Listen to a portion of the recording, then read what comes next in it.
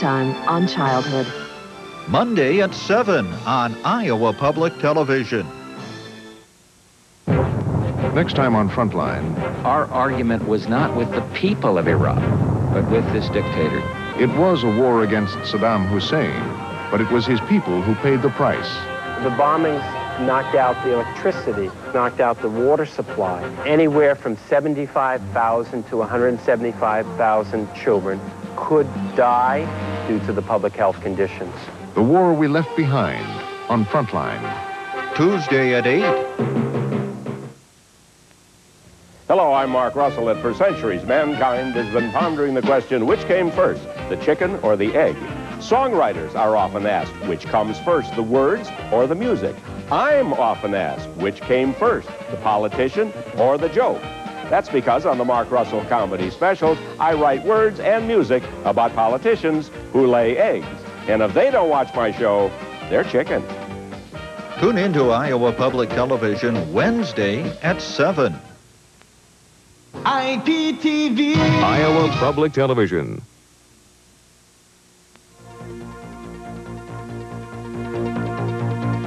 Hello, I'm Dean Borg, and thanks for joining us here on Iowa Public Television this Sunday.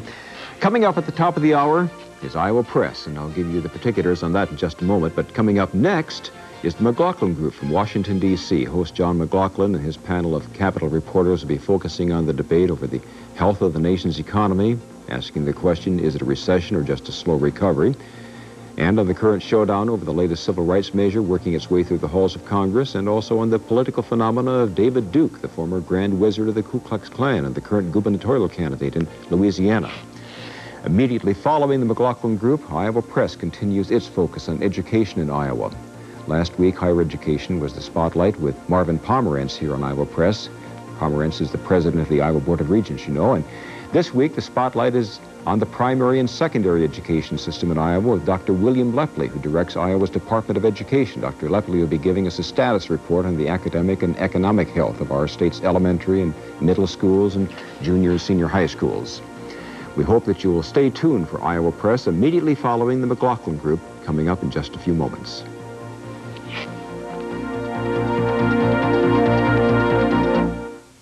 Securities Corporation of Iowa, with offices in Cedar Rapids and Waterloo, is committed to the thorough discussion of today's current events and proud to help bring you the Iowa broadcast of the McLaughlin Group.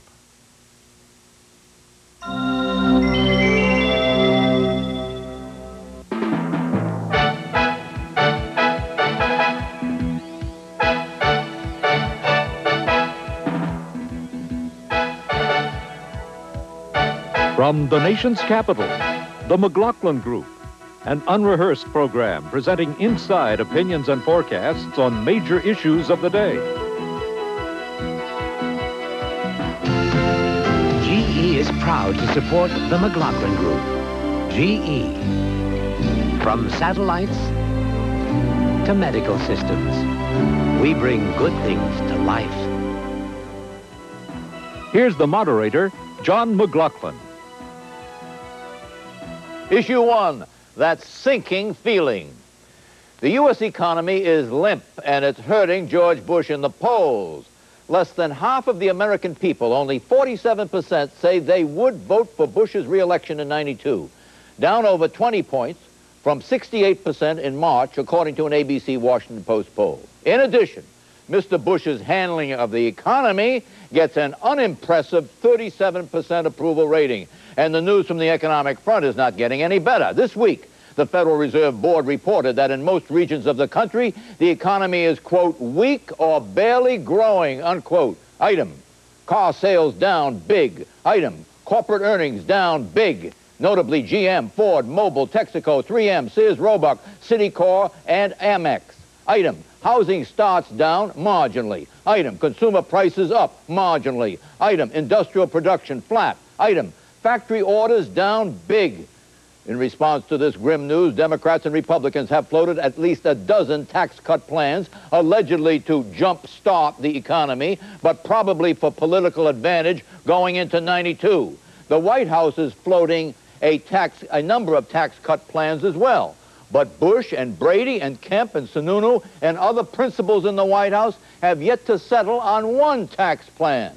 Question, does this recession guarantee that 1992 will be a pocketbook election? I ask you, Eleanor Clift, and by that I meaning that voters will have on their minds more than anything else the state of the economy and their own financial well-being.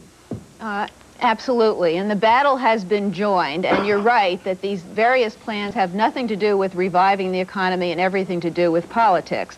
And what you're going to see is a battle over who gets a tax cut next year, the rich or the middle class, and who pays for it, the Pentagon or the rich. And I would be happy if both of them paid for it. And I think the danger that George Bush faces is that he's beginning to look like Mikhail Gorbachev, out of touch. And every foreign policy triumph only underscores the inattention that he's given to problems at home. Well stated, Eleanor. Thanks for sitting in for Pat. He's getting fitted for his Halloween costume. Well, he's going to trick or treat as Jane Fonda. Freddie? Jane Fonda doing the chop. Bush isn't quite out of touch, Eleanor. That goes too far. Look, the presidential elections are always pocketbook elections. The interesting thing now is, what is Bush going to do?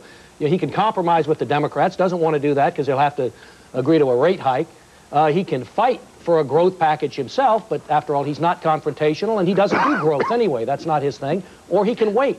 And oddly enough, I think waiting and doing nothing is probably the best thing, because the animal spirits for a tax cut, not just for political reasons, but to boost the economy, are out there. They'll be out there even more early next year, and they will well up from Congress, from Republicans and Democrats. Bush can shape the tax cut by threatening a veto, but we're going to wind up with one next year. You heard it, the great temporizer, do nothing, just like Darman. What do you have to say, Joe?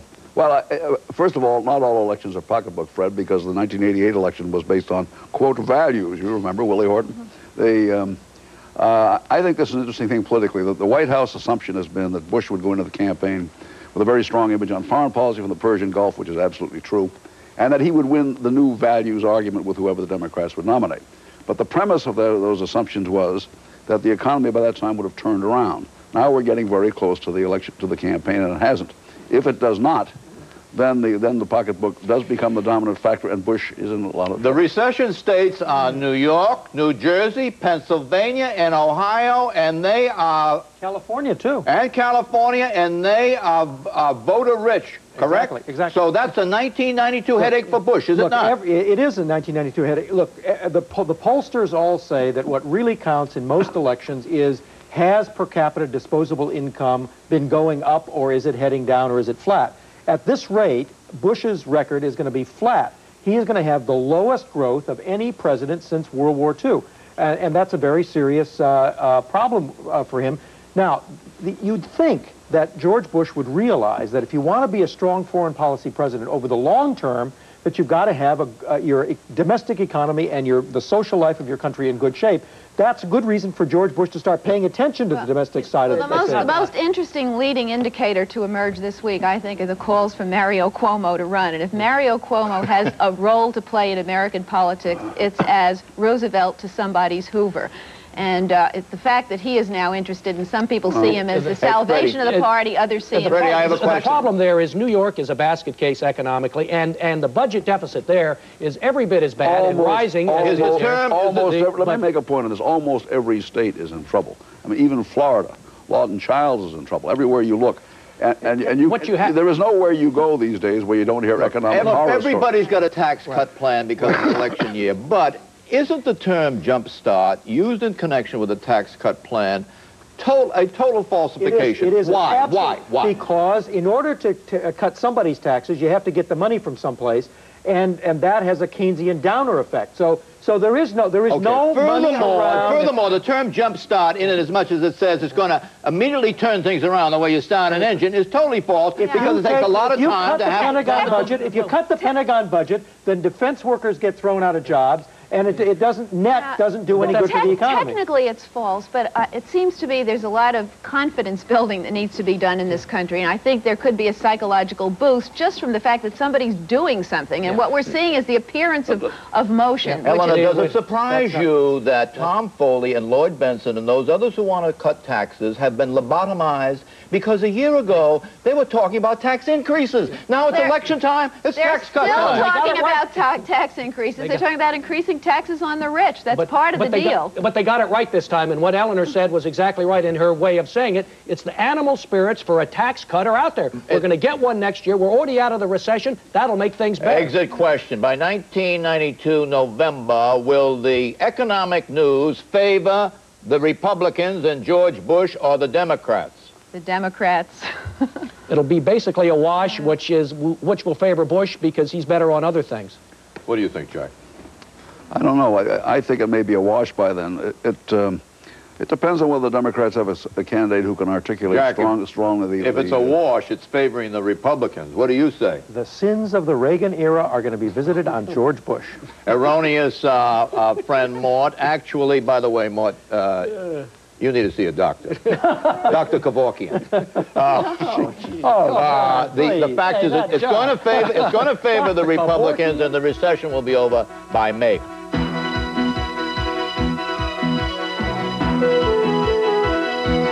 Issue 2, boys and girls and trash the Hill.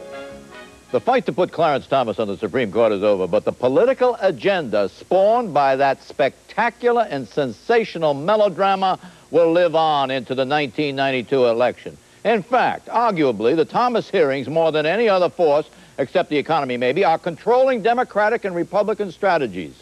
These strategies may be designated boys versus girls for the Democrats, trash the Hill for Republicans. Here's how it works.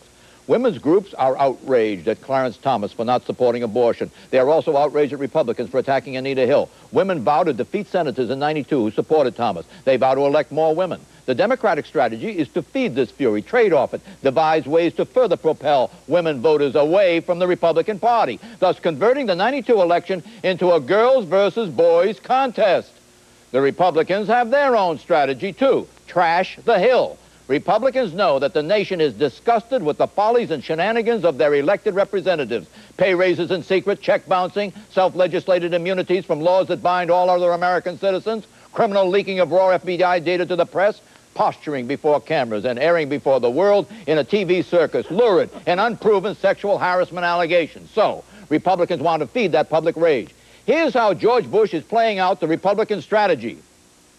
Millions upon millions of Americans watch the hearings, the combination of curiosity, suspense, and I submit to you all, disgust. The nation was stunned and repulsed by the spectacle. The scenes from the Senate bore little resemblance to the tidy legislative process that we all studied in school, that we describe to our children, now made to our grandchildren. Which strategy impresses you more, Freddie Bonds? By the way, you just said you thought this was going to be on the civil rights issue. This is. Good. The civil rights issue has been transformed into a sex harassment issue. That's what's happened. No, it hasn't. He's given up on quotas. Bush has given up on quotas. John, let me unravel the flaws in your introduction. There are so many, it may take a while. But look, Bush has a new strategy on civil rights. He's not going to pursue that Congress stuff. He doesn't have his heart in it. He's not confrontational enough. His new strategy is to drop the quotas issue, which he's gotten a lot out of, and go after the black vote. It's very simple. That's why he changed his position on the... Did he give up too much in giving up quotas? He probably did, but it's going to spare him the attacks of the civil rights community that could inflame... Wait a minute. He's going to spare him the attacks of the genderists. Wait a minute. There's one other thing there. If he had vetoed the civil rights bit, he would have been vetoing the sexual harassment provisions in it. He can't do that. Wait a minute. Let me say one more thing, and then you can jump on my back. Yeah. Look, the fact is the post-Thomas confirmation polls are remarkable, showing Bush with huge gains among black voters. In the Gallup poll, head-to-head with Mario Cuomo, Bush splits the black vote. There's a lot to be gained there. What's your comment on that? I comment on that as anybody that takes that seriously. Why? Because this just came out of the Thomas thing. It means nothing. If he gets, let me make a point about this general. You mean everybody's hot on the subject, so everything is clear as far as the polls are concerned? If he gets 15% of the black vote, it would be a miracle. What's he getting now, according to the new poll? 44%. Wow! Come on. What do you say? What I was talking about this trashing Congress. The fact is that the White House is getting nervous. George Bush will grab any fad of the moment. If everybody starts wearing green hair next week, so will he. Right now, it's easy to bash Congress. It is not a strategy to sustain him through a campaign if there's economic trouble. Look, here's what's happening. You're right. The Democrats were beginning to say, as Bill Clinton did last week, that George Bush was playing David Duke, that he was applying the same kind of racial politics using quotas, and this charge is beginning to stick. So George Bush gets off the quota hook because he's got somebody more tempting to attack. I agree with that, and but the reason... good news is the good news is that at least he's picking on somebody his own size. I agree with you, but the reason that he is rushing to sign a civil rights bill has to do with his fear of a backlash from women. Right. And there was a lot of chortling on this panel last week about how feminism had really taken a big hit. Well, they're not going to be able to add feminism to their witch's brew of racism and patriotism. I'm sorry. Feminism may be a dirty word in some circles, but women have figured out it means women's rights, and George Bush is smart enough to know that he can't afford to. Ellen, I want to get a list of other issues that are genderist or feminist in nature. For example, women in the military. The administration is still on the wrong side of that issue, are they not? Abortion, Bush is on the wrong side of that. Bush is on the wrong side of family leave. Right. He's on the wrong side of women's health and education. He's on the wrong side of the gag order. The gag order, too. Wait a minute. George Bush makes Ronald Reagan look like a feminist. Okay. This is a very anti-woman administration. They blocked money for breast cancer research, for birth control research. Do you think that the Republicans are going to be successful in fashioning such fury in the minds and hearts of American women that they can really turn this election around? I think there's going to be a gender gap, but the Democrats can't depend totally on women to deliver them. I want to make a distinction here which you didn't make and Eleanor didn't make. There is one group in America called feminists. They are unpopular. They are the people who are in revolt. They do not represent a majority of women, nothing like it. Eleanor's right about one thing. Feminism, the philosophy of equal treatment, is very popular. Don't try to equate. It is true that the sex harassment thing hits younger age women than it does older age women who are in the workplace. Can I make my point rather than yours? All right, go ahead. Thank you, John. It isn't just now. It isn't the National Organization for Women and Activist Feminists. And the proof of that is that in the 1989 election in Virginia and in New Jersey, when the abortion issue was isolated, Republican women suburban Republican women left their party and voted for Democratic candidates, and that is what they were. Now look, there's a new ABC Money Magazine poll which indicates that what women care about, they were for Clarence Thomas. They are not even motivated so much on the abortion issue. What really bothers them most is the economy. Women suffer generally more in a recession than men do, and also they're the mothers of people who get laid off. A lot of women were radicalized by the Senate hearings because they looked at that long line of men, and it was like looking at the Soviet coup plotters. And they've made a direct connection that what happens in government has to do with who sits there. I want to get out. The exit question is the following. In November of 1992, will there be a gender gap? If so, will that gender gap favor the Democrats or Republicans? And what will be the approximate point spread of the gender gap? I think there'll be a gender gap of maybe eight points. And it will favor the Democrats? Yes. What do you say? It'll be bigger than that because the male gender gap will favor Bush by about 20 points. So what do you say for women? About 15 points? No, much less. It'll be much less. There'll be one for women, maybe 6-8 points. What are you saying? I agree with Jack. There'll be a gender gap favoring women, favoring the Democrats, and it'll be 16 points. 16 points, Eleanor. Way to go, John.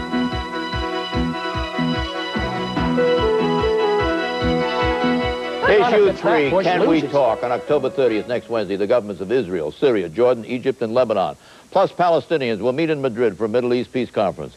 This historic meeting, the first such gathering in 43 years, will be hosted jointly by the United States and the Soviet Union, whose leaders, George Bush and Mikhail Gorbachev, will address the opening session. What should we watch for next week, Morton? Besides the speeches, which should be self-congratulatory because this is a historic moment, there are several things. One is, do the Palestinians present an ultimatum that Jewish settlements have to cease?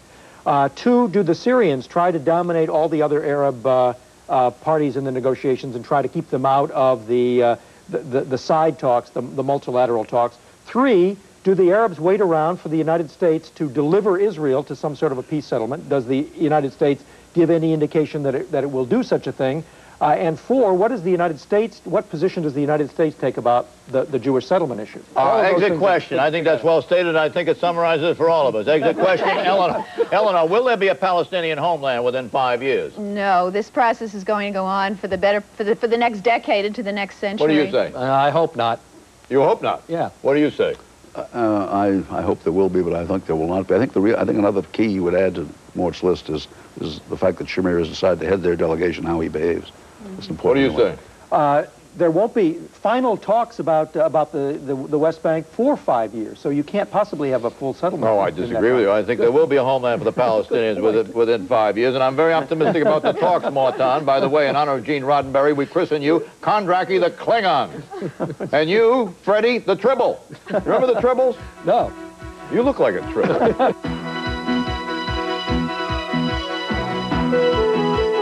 Issue 4, put up your Duke. Louisiana did. David Duke, former imperial wizard of the Ku Klux Klan, may become the next governor of the state of Louisiana. Last week, Duke came in second in a three-way primary race in which the incumbent Republican governor, Buddy Roma, was edged out. Now Duke faces Edwin Edwards, former three-time Democratic governor, in a November 16th runoff election. Duke is running on the issues of welfare reform, busing, affirmative action, race norming, crime, and government that's out of control.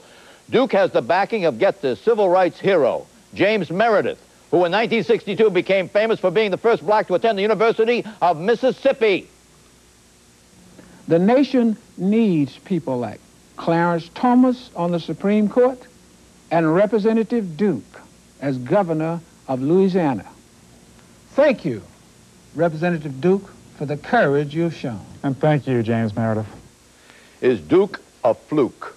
Or is Duke the Paul Revere of a 1990s counter-revolution that will move outside the state of Louisiana? Jack Germond.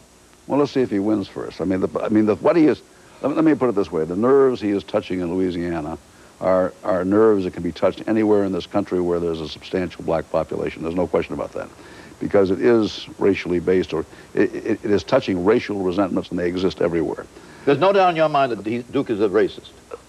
There's no doubt in my mind that Duke has been a racist for much of his life. What about now? I don't know whether he is or not. He's Well, you hear him speak? You read what he says? You've seen him on interview shows? I've met him. I've interviewed myself. Okay, what do you think after talking to him? I think that he is a very good politician, a very You clever mean he's politician. slick? I don't know whether in his heart he's a racist, and how do I know that? Jack, you sound a little But smart. will you listen to me? Will you listen to me? It doesn't matter. He is playing racial politics. Whether or not he's a racist, Everybody plays racial politics. George Bush plays racial politics. Everybody does. Yeah, all right. Exactly. What is the difference between him talking about affirmative action and Jesse Helms and George Bush? It isn't just Jesse Helms and George Bush. It's George Mitchell. It's the guys on your side. George Bush was never a Klansman. George Bush was never a Nazi. You know, I mean, this guy has a record that's as sleazy as anybody could possibly. I understand that. He's not a racist, or is he not a racist? But you don't know whether you don't understand. Look, he's quasi-legitimized. You know how he's legitimized? Because he's gotten off the open and cut using. Beyond that, what else? He is like George Wallace, right? Who else is he? How else is he legitimized? You don't get the point. He's a Republican. You're not a good Klingon.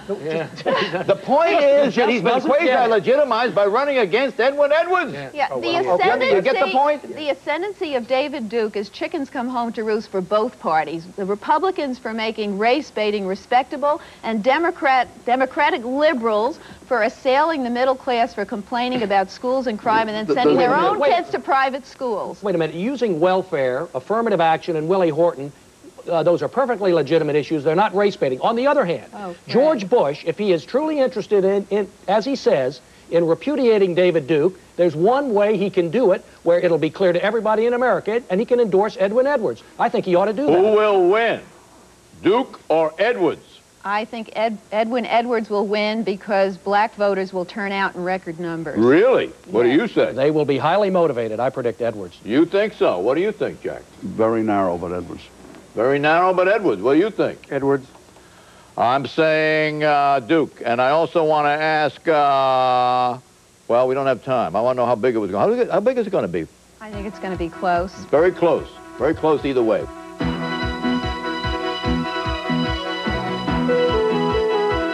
Issue 5, on the warpath. At the World Series this week, American Indian groups protested the name of the National League pennant winners, the Atlanta Braves. These groups don't like the use of the term Braves, which means North American Indian Warrior, Fred. Nor do they like the sporting fervor that the name has inspired in Braves fans, notably the tomahawk chop. When the World Series is over, the Indians will target the Washington Redskins. These nicknames and the attendant behavior of fans, whooping, dancing, wearing feathers, beating tom-toms, smoking peace pipes, denigrates Indian religion and culture, say the protesters. Sports fans deny it. They say they're just having fun. Every race and nationality has its cultural signatures, some serious, some semi-comic. They urge Indian militants to loosen up. Bear in mind that the United States guarantees to all its citizens the right of free speech and free expression. So, should professional teams with names like the Braves, the Chiefs, the Warriors, the Redskins, change their names to conform to the wishes of some Native Americans? Or on this issue, are the protesting Indians off the reservation? I ask you, Freddie, the Tribble. Look, I can do the chop. I'll let Morton do the war whoop. The fact is, on this one, I think they're wrong. But they wouldn't have been wrong a few years ago. Because the question is whether the use of Indians is a symbol, whether you've chosen that because they're noble warriors, or whether it is demeaning. And a few years ago, the Atlanta Braves had a guy called Chief Nakahoma out behind left field, and whenever there was a homer, he'd come out and do a war dance. It was demeaning. But they don't have that anymore because Indians... There is nothing demeaning about the tomahawk chop or the Braves nickname, and it's a minority of Indians who are complaining about it. I want to hear Jack. I'm the only one here who's part Indian, and I say the Indians ought to lighten up. I mean, nobody picks a team nickname to denigrate somebody. It's flattering to be named.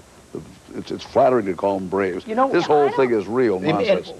What they're saluting is the fighting spirit of the Indians. Right. Now, look, come on. Look, now, wait a minute, just a second. I would like to see a poll for once of what the Indians think. I know what the Indian leadership thinks. I would like to see what the broad group of Indians think. And if they think it's demeaning, you know, because if you call the team the Washington African Americans or the Boston Caucasians, that would be offensive. I interviewed a PhD Indian from the University of Pennsylvania, and he was sitting there, and I said to him, do you want me to call you an Indian, or do you want me to call you a Native American? He says, I want you to call me an Indian. I don't want to be called Native American because I'm not a Samoan, and I'm not an Aleut. What do you say? Well, there is a growing consciousness in all of these groups, and it's probably this gentleman you're talking about might be older. It's younger people who are embracing their heritage. And it seems to me that changing the names is not where we should start, but exploiting the way we mock these things. The chop is as offensive as minstrel shows and Frito Bandito.